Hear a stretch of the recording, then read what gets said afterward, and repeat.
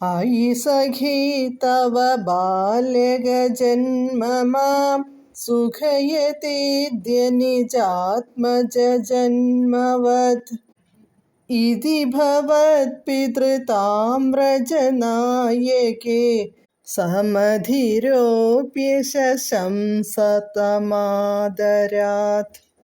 പദാനുപദം.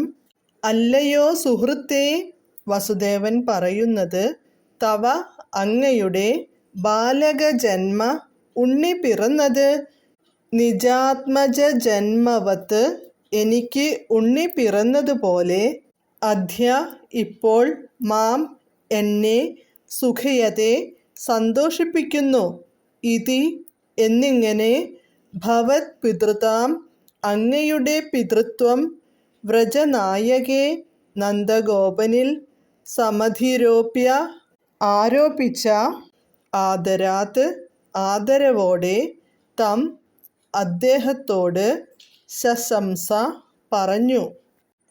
വിവർത്തനം.